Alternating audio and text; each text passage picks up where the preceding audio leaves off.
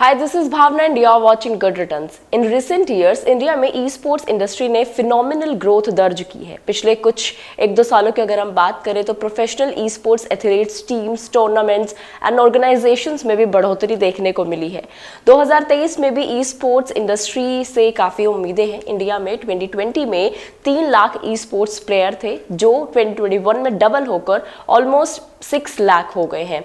Revenue के perspective से अगर देखें तो 2020 में इट वाज रुपीज 7.5 बिलियन, जो 29% इंक्रीज होकर 2021 में 9.7 बिलियन रुपीज हो गया।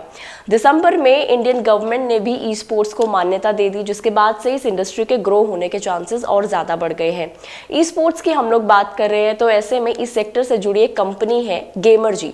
अगर आप ई स्पोर्ट्स प्लेयर हैं तो यकीनन आप इसके बारे में जानते होंगे। गेमरजी इंडिया की leading e sports tournament platform है। 2019 में इसकी शुरुआत हुई। The company allows gamers to compete, host matches, communicate and get recognized for their gaming skills. तो आज ई स्पोर्ट्स इंडस्ट्री लैंडस्केप पर बात करने के लिए we have Soham Thakar, CEO and founder of Gamerji. Soham एक सीरियल एंटरप्रेन्योर है। गेमरजी से पहले वो कई सारे स्टार्टअप्स की शुरुआत भी कर चुके हैं। तो आज इस एपिसोड में हम ई स्पोर्ट्स इंडस्ट्री के बारे में समझने की कोशिश करेंगे, इसमें कैसे करियर बनाया जा सकता है, फ्यूचर क्या है इस इंडस्ट्री का, एंड इंडिया फिलहाल ग्लोबल लेवल पर कहाँ एग्जिस्ट करता है। तो बहुत सारे क्वेश्चंस हैं जो आज हम सोहम जी से पूछने वाले हैं। Soham, welcome to Startup Mantra. Thank you so much for having me here. It's a pleasure. Okay, सबसे पहले हम लोग गेमरजी की बात कर लेते हैं। गेमरजी क्या है, कैसे काम करते हैं? Let's have a quick introduction of गेमरजी. Sure. So गेमरजी एक e-sports प्लेटफॉर्म है. So basically हम एक ऑनलाइन प्लेटफॉर्म है जहाँ पे वेरियस पॉपुलर जो गेम्स होते हैं जैसे कि free fire, call of duty, FIFA वगैरह, उसके टूर्नामेंट्स कंडक्ट होते हैं हमारे प्लेटफॉर्म पे। अबाउट लिटिल ओवर 3.5 years पहले हमने शुरू किया था, जब 2 गेम से शुरू किया था। आज हम 24 डिफरेंट टाइटल्स जो इंडिया में पॉपुलर है उसके लिए टूर्नामेंट्स ऑर्गेनाइज करते हैं ऑन अ डेली बेसिस, जहाँ पे प्लेयर्स, गेमर्स जो अपनी स्किल्स दिखाना चाहते हैं या फिर गेमिंग वर्ल्ड में आगे अपना नाम भी बनाना चाहते हैं, वो आके टूर्नामेंट्स खेलते हैं और वेरियस कॉम्पिटिशन में पार्ट लेके रिवॉर्ड्स भी जीत सकते हैं और obviously they climb up the ladder, जहाँ पे वो जाके इवेंचुअली प्रोफेशनल टीम्स को भी रिप्रेजेंट कर सकते हैं। Okay, and what's your business model? How do you earn money? So basically it's an online platform जहाँ पे लोग आते हैं, they subscribe on the platform, they play these games। ये गेम्स खेल के, जैसे मैंने बताया, कि वो लोग रिवॉर्ड्स जीतते हैं।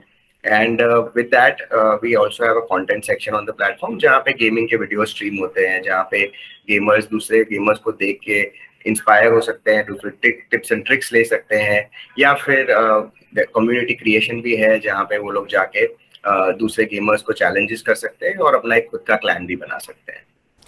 देखिए सोहम, जब भी कोई एंटरप्रेन्योर अपने स्टार्टअप की शुरुआत करते हैं तो जनरली क्या होता है, बहुत सारे चैलेंजेस आते हैं।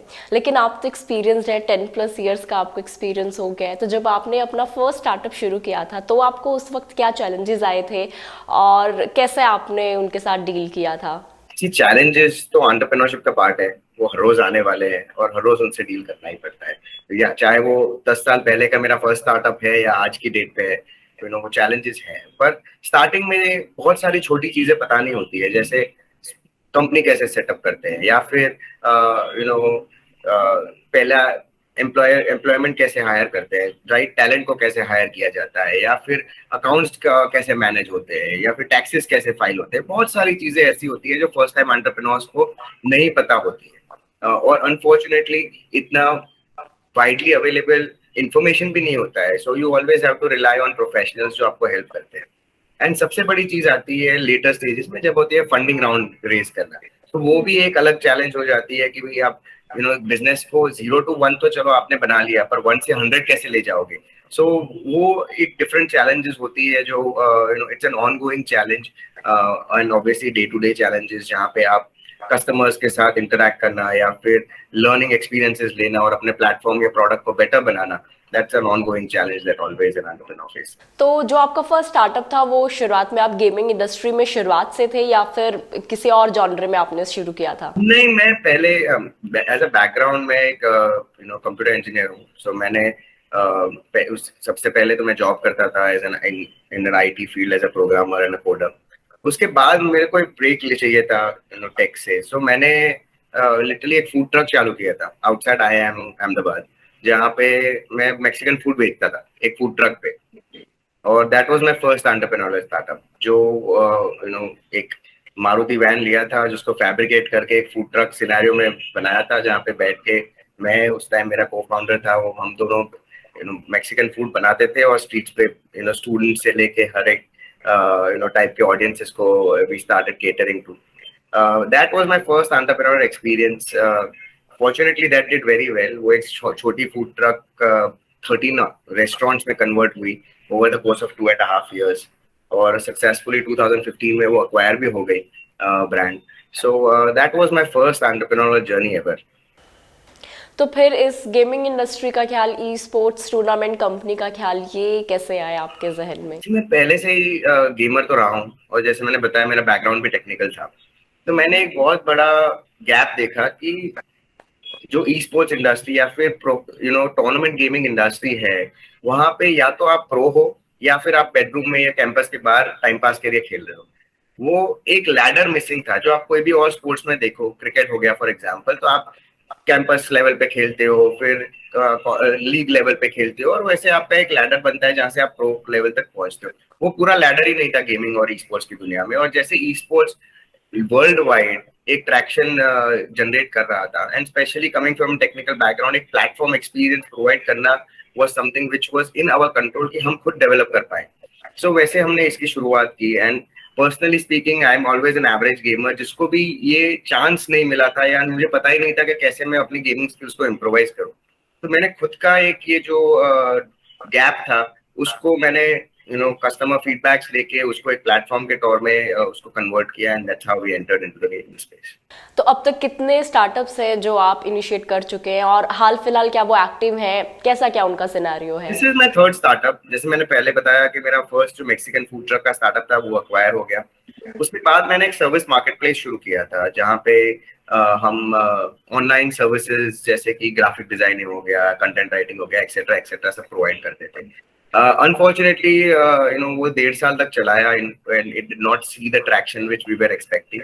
सो 1.5 साल के बाद I had to let go of it, and that after that Gamerji is my third startup. Okay, तो हम गेमर जी की अगर हम बात कर लें तो हाल फिलहाल कितने एक्टिव यूजर्स हैं गेमर जी के, एंड कितनी कंट्रीज में एक्टिव हैं आप लोग? So basically total users gamer जी के close to about 6.7 million users हैं, जिसपे से monthly active close to about 1.5 million users जो monthly active users हैं।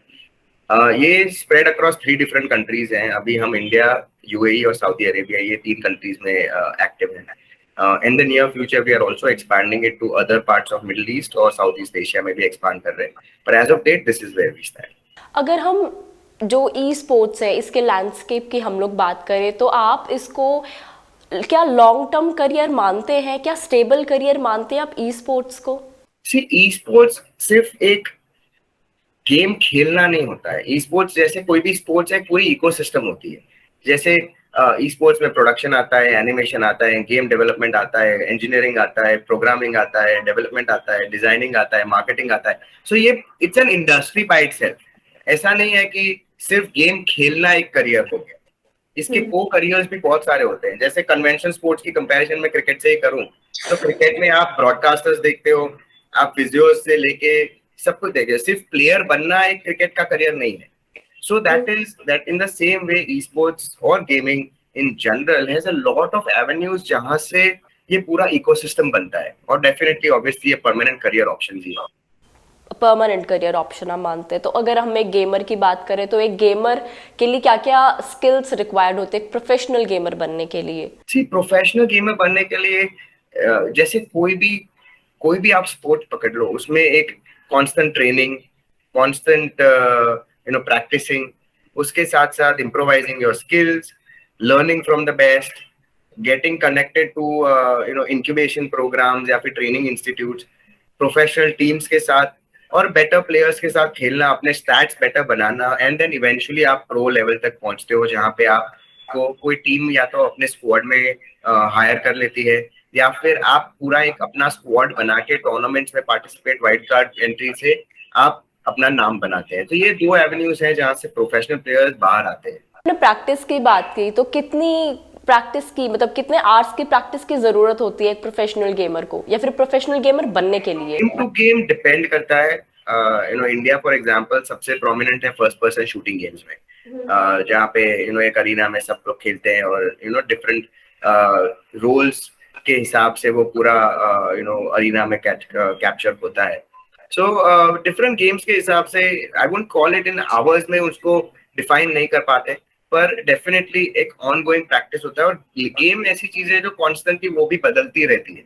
सो बेसिकली स्पीकिंग आपका hand eventually hand eye coordination with your phone or with your PC or with your console is the most important thing यहाँ पे। आपका reaction time कितना है, वो improve कैसे होता है, आपका स्क्रीन व्यूअरशिप पे आप कितने स्पॉट, आपका मूवमेंट स्पॉटिंग कैसा होता है। फॉर एग्जांपल अगर आप फर्स्ट पर्सन शूटर गेम खेल रहे हो, कोई दूर खड़ा है, उसकी जरा सी भी मूवमेंट आपको नजर आती है जो एक नॉर्मल जो कैजुअल गेम खेलता है उसको नहीं आती। So all these skills start developing slowly and gradually as you practice more and more. See, again screen है, तो ऐसा मैं नहीं बोलूंगा कि दिन के 12 घंटे उस पर बिताओ, right? But definitely it is something where you keep on grinding your way through.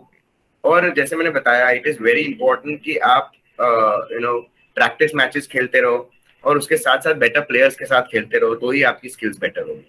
जो स्पोर्ट्स पर्सन होते हैं वो अपने लेट 30s में या फिर अर्ली 40s में वो लोग अमूमन रिटायर हो जाते हैं। तो अगर हम ई स्पोर्ट्स गेमिंग की हम लोग बात कर ले तो इसमें क्या कुछ रिटायरमेंट की एज रहती है? टेक्निकली स्पीकिंग गेमिंग फॉर्चुनेटली ऐसी एक मीडियम है जहाँ पे there is no age barrier, पर यस आपका रिएक्शन टाइम डेफिनेटली मैटर करता है, right? I mean if you look at the reaction time of a 18-year-old versus even a 48-year-old, it's very different, plus जो arena for example shooting games की बात करें, arena memorisation एक होता है कि हर चीज कहाँ पे रखी है पूरे अरीना में, वो आपको पहले से एक विजुअलाइजेशन होता है अपने दिमाग में। सो ऑल ऑफ दो skills obviously with you being a certain age become more and more difficult for you to grasp it। और जैसे टेक्नोलॉजी इतना फास्ट चेंज होता है, मुझे याद है जब मैंने गेमिंग शुरू की थी तब मोबाइल गेम तो बहुत दूर की बात है, कंसोल गेमिंग भी इतना पॉपुलर नहीं था। एक पुराना विंडोज 95 का डेस्कटॉप आता था जहाँ पे छोटे मोटे गेम्स रन होते थे, राइट? तो वो उससे वो लेवल पे जब आप अर्ली डेज में सीखे हो वर्सेस आज अगर मेरे हाथ में मोबाइल फोन थमा दिया जाए और बोलो को भी वैसे ही परफॉर्म करो जैसे आप उस टाइम पे करते थे, it's very difficult because technology भी इतनी फास्ट इंप्रूव हो रही। कल इन the next 10 to 15 years you will have VR. जो आज मोबाइल फोन पे इतना यूज टू है, अगर आप उनको वीआर हेडसेट पहना के फिजिकल मूव से अगर कोई गेम बनती है तो it be very difficult for them to adopt so fast, whereas the younger generation will adopt much faster, right? So that जैसे क्रिकेट में बोल दो तो टेस्ट मैच जो खेलते थे उसको आप आज T20 में डाल दो तो वो डिफरेंट सिनेरियो हो जाता है, right? So the legends of test cricket might not be the same in today's T20 or the IPL era, right? So it's the same in gaming. अच्छा, एक प्रोफेशनल ई स्पोर्ट्स गेमर जो है वो कितना earn कर सकता है अगर वो इसको अपने एज अ कुछ टाइम के लिए अगर इसे अपना करियर मान के चलता है? तो प्रोफेशनल ई स्पोर्ट्स जो गेमर्स होते हैं उनकी सैलरीज या फिर price pool winnings they go in millions. ऐसे डायरेक्ट नंबर्स तो कमेंट नहीं कर सकता, पर एक सिंपल एग्जांपल देता हूँ। जो आज से 2 साल पहले डोटा 2 की चैंपियनशिप हुई थी यूएस में, जो उसका प्राइस पूल था close to about, if I am not wrong, close to about $30 to 40 million। जो इंग्लिश टीम जो वर्ल्ड कप जीती थी, PGA टूर जो टाइगर वुड्स जीता था, नोवाक जोकोविच जो टेनिस में विंबलडन जीता था, उनके तीनों के प्राइस पूल से ज्यादा था कंबाइन करके भी। सो that is how much the price pools or the capacity can grow to. But एक average esports player not only through playing but also through developing content, becoming an influencer, what different mediums through they can definitely make a very good living for themselves. तो अगर हम viewership और revenue के लिहाज से देखें तो आपको क्या लगता है, क्या ई स्पोर्ट्स ट्रेडिशनल स्पोर्ट्स को मतलब इसे कंपटीशन दे सकता है? रिप्लेसमेंट की बातों में नहीं बोलूंगी, लेकिन क्या कंपटीशन दे सकता है व्यूवरशिप और रेवेन्यू के लिहाज से? कंपटीशन शायद खेलने में नहीं देगा पर डेफिनेटली व्यूअरशिप में देगा, राइट? सो आज the world is moving much faster. आज वो स्पेशली अगर जेनजीज की बात करें तो वो 8 घंटे की ओडीआई भी देखना डिफिकल्ट हो गया है, पूरी 8 घंटे बैठ के, right? So things, they want things which are moving faster. Or fortunately, gaming or esports is a very fast paced environment. So वो definitely एक viewership के लिए it will compete with the traditional sports. Traditional sports will have its own charm. I'm not saying, I personally am a traditional sports fan as well, right? But from a viewership standpoint, especially when you talk about YouTube viewerships or Instagram or Facebook gaming viewerships, वहाँ पे you see millions and millions of people watching games on a daily basis, जो शायद आज से 10 साल पहले non existent था. Revenue के पर्सपेक्टिव से इंडिया की अगर बात करें तो इंडिया में जो ब्रांड्स का अडेप्टिवनेस है behind gaming or esports as a medium of marketing, as a medium of sponsorship, etc. वो धीरे धीरे डेवलप हो रहा है. Specially international brands are the first movers, क्योंकि वो बाहर पहले ये कर चुके हैं. जैसे लेनोवो हो गया, एएमडी हो गया, या फिर रेड बुल हो गया, एक्सेट्रा. ये लोग पहले बाहर अपने दूसरे कंट्रीज में ये एक्सपेरिमेंट ऑलरेडी कर चुके हैं. सो इंडिया में they are the first movers कि वो लोग अपनी ब्रांड्स को थ्रू गेमिंग वीडियोस प्रमोट करते हैं. But as a revenue stand point it is definitely generating a lot of different eye balls. आज एक not talking about the premium international level cricket matches, but एक average gaming match भी 5 लाख से 10 lakh viewership easily achieve कर लेती है, जो एक नॉर्मल कन्वेंशनल स्पोर्ट्स की रणजी ट्रॉफी मैच भी नहीं अचीव कर पाती. सो हम जहाँ पर भी जैसे ई स्पोर्ट्स है, ऑनलाइन गेमिंग है, आई मीन जब भी डिजिटल टर्म जो इंट्रोड्यूस हो जाती है उसके साथ ही बढ़ जाता है साइबर सिक्योरिटी थ्रेट. तो क्या आप इस इंडस्ट्री के लिए साइबर थ्रेट को आप किस तरीके से देखते हैं और अपनी ऐप को सिक्योर बनाने के लिए आपने क्या कुछ स्टेप्स लिए हैं? साइबर सिक्योरिटी एक कंसर्न है जो हर जगह पे है. whenever you talk about online mediums, और especially when you talk about specially gaming की अगर बात करो तो इम्पर्सनेशन जो बोलते हैं कि भाई किसी के और के आईडी या किसी और क्या आइडेंटिटी यूज करके आप खेल रहे हो, क्योंकि अनलाइक कन्वेंशनल स्पोर्ट्स यहाँ पे आपका चेहरा तो दिखने नहीं वाला है, आप वर्चुअली खेल रहे हो, सिर्फ आपका एक आईडी दिखता है, आपका लोग आइकन दिखता है, कुछ दिखता है. सो वो इम्पर्सनेशन एक चैलेंज है. जो और दूसरे भी चैलेंजेस साइबर सिक्योरिटी साइड पे, या हैकिंग हो गया, या फिर किसी का अकाउंट बैनिंग हो गया, या किसी का डेटा वाइप आउट करना हो गया. A lot of these challenges are there which at the game level they are there. Platform level पे हम इतना एक्सपीरियंस नहीं करते, पर गेम के अंदर अभी भी ये इश्यूज हैं which these publishers are obviously trying to overcome. But it is an ongoing effort. कोई कुछ नया लूप होल निकल आता है और फिर उसके सॉल्यूशंस निकलते हैं. Coming to us as a platform, there are two things which we are taking into account very very seriously. Obviously, data security, data privacy, cloud पे रखना, secured रखना, firewalls रखना, वो सब तो obvious steps है. Along with that, impersonation को रोकने के लिए we are also implementing biometrics within gaming. For example, अगर आप हमारी कोई tournament में join करते हो, तो ऐसा नहीं हुआ कि भी आपने किसी और के आईडी से ज्वाइन किया और आप उसका आईडी लेके खेल रहे हो. You have to verify yourself as a biometric, so that make sure करता है कि आप किसी और का नाम यूज करके नहीं खेल रहे हो. So we are implementing these things more slowly and gradually to make sure that the lot of these malpractices don't come into routinization. Esports gamers को किन बातों का ख्याल रखना चाहिए जब वो प्रोफेशनली अपने इस इंडस्ट्री में अपने करियर की शुरुआत करते हैं? जो मोस्ट लाइकली जो ई स्पोर्ट्स करियर की शुरुआत करते हैं वो बहुत यंग एज में होती है, स्पेशली टीनेजर्स या फिर हाई स्कूल या कॉलेज गोइंग स्टूडेंट्स से आप की शुरुआत हो जाती है, या फिर आप ऑलरेडी एक प्रोफेशनल लेवल तक पहुंच चुके होते हो. 2-3 चीजों का सबसे पहले ख्याल रखना पड़ता है कि ई स्पोर्ट्स के साथ साथ obviously you don't want to miss out on your education. it is, I still believe, as of though I'm running a platform, it is a priority. Education को डिसरिगार्ड करके आप सिर्फ गेमर बनने नहीं घुस जा सकते. And the second is like any other sport, यहाँ पे भी एक ग्रिलिंग रिक्वायर्ड है. ऐसा नहीं है कि आप एक गेम में अच्छे हो तो आप परमानेंटली लाइफ लॉन्ग एक ई स्पोर्ट्स एथलीट बन गए. जैसे मैंने बताया, गेम्स इतनी फास्ट और गेमिंग का साइकिल इतना फास्ट चेंज होता है कि आपको कॉन्स्टेंटली उसके साथ इवॉल्व होना पड़ता है, राइट. सो अगर आप एक गेम में अच्छे हो तो वो जरूरी नहीं है कि आप सारे गेम्स में अच्छे होंगे. right? So constant updation be required hai. So these are the two main things which I believe that aspiring or a early level esports player should keep in mind. E sports industry की बात करें तो 10 साल बाद आप क्या कुछ नया होने की उम्मीद आप इस इंडस्ट्री में रख रहे हैं, और आपको क्या लगता है कि 10 साल बाद ये इंडस्ट्री कहाँ पहुंच चुकी होगी? 10 साल बाद definitely this industry will be competing with the top 2 to 3 sports in the country.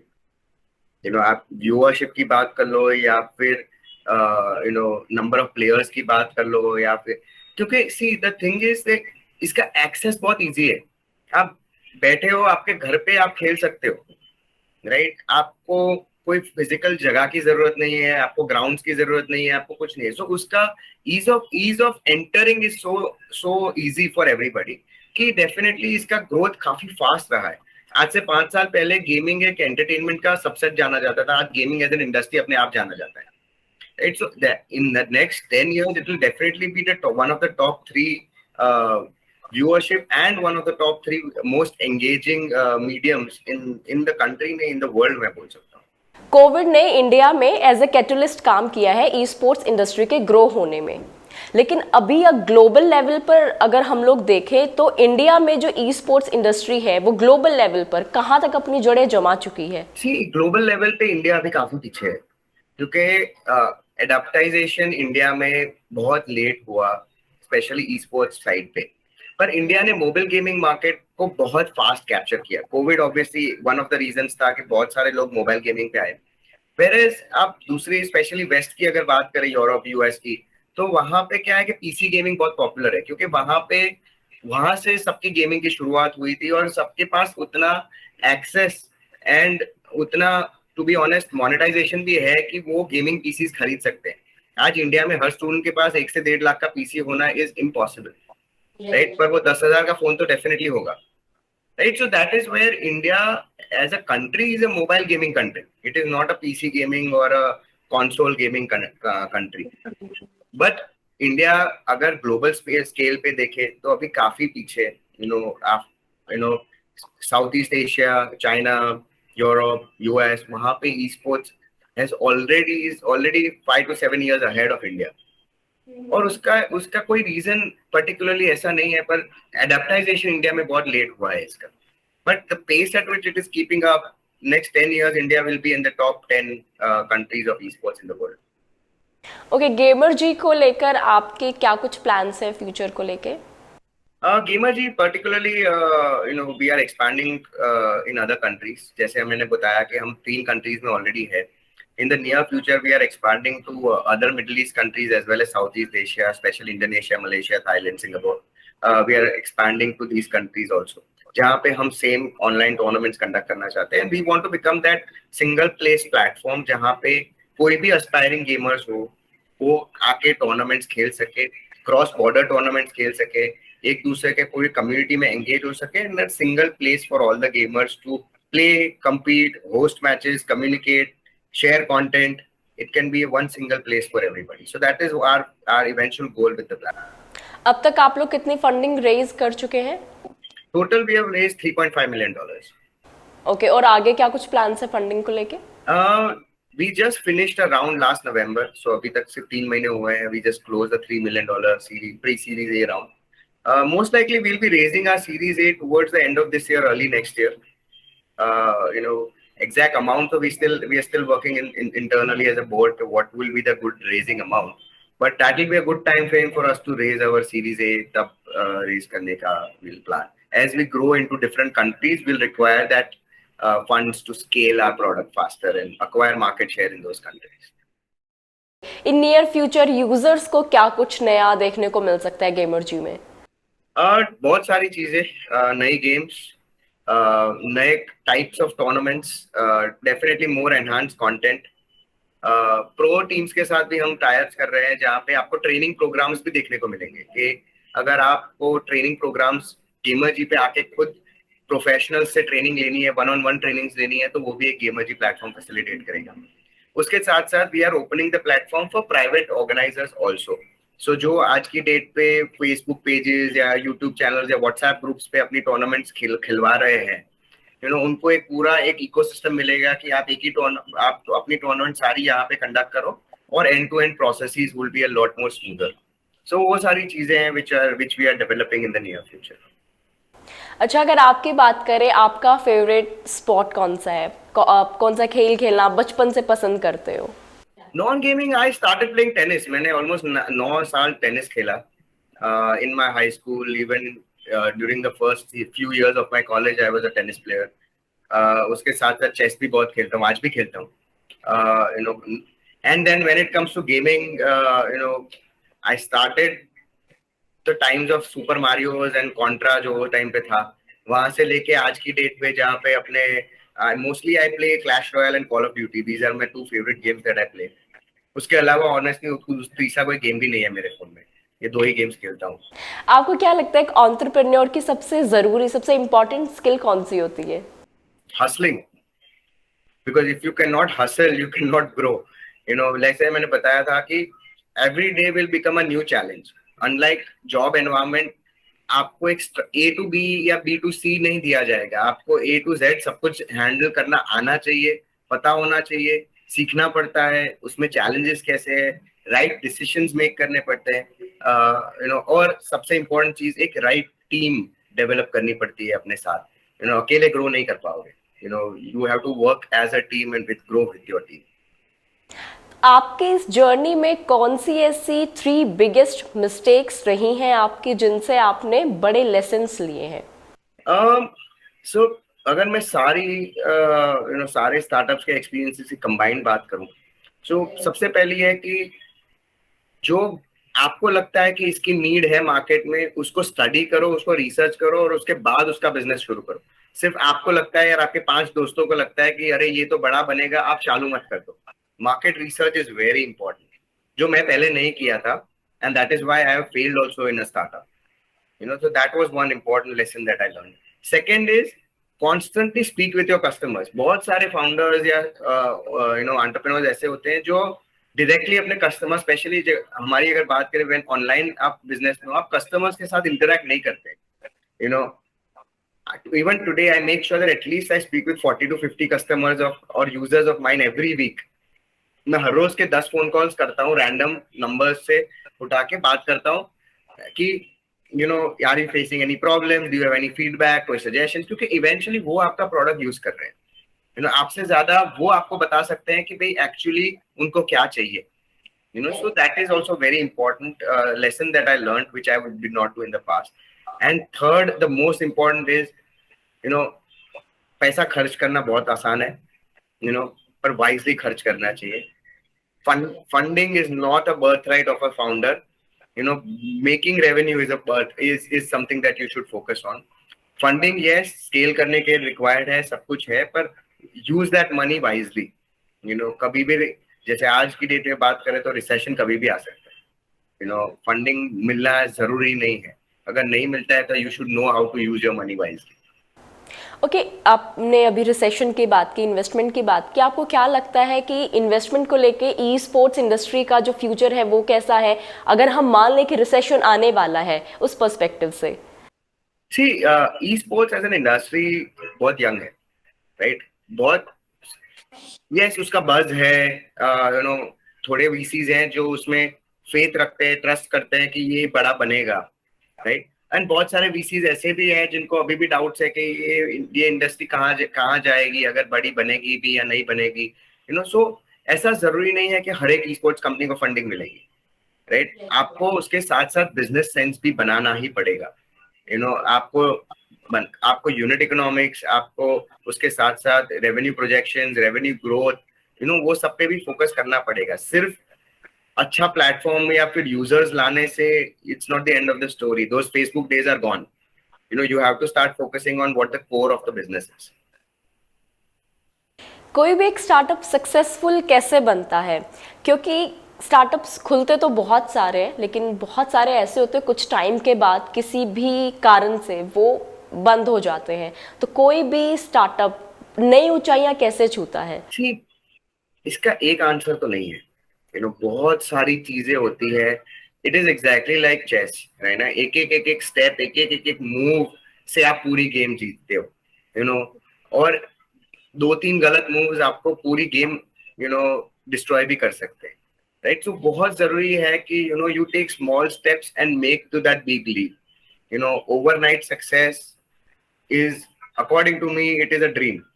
वो सच होना is next to impossible. So it is was from hiring a good team to raising funds from the right investors to making sure that you compliance wise आपका सब कुछ organized है, आपकी आपकी team में एंगेजमेंट एक है, आप कस्टमर से इनफ फीडबैक लेके प्रोडक्ट पे वर्क कर रहे हो, मार्केटिंग राइट मीडियम से कर रहे हो, आपका प्लेटफॉर्म की डिमांड धीरे धीरे बढ़ रही है, आपकी ब्रांड बन रही है।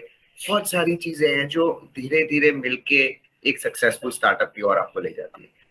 अच्छा, what is more important, idea और the execution of the idea?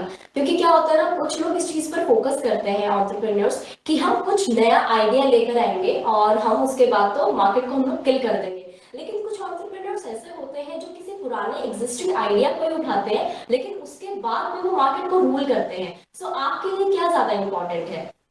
C, ideas अपने देश में 120 करोड़ लोग हैं। अगर ऑन एन एवरेज देखे तो a human brain can produce 100 ideas a day. आप मैथ लगा लीजिए, एग्जीक्यूट कितना होता है?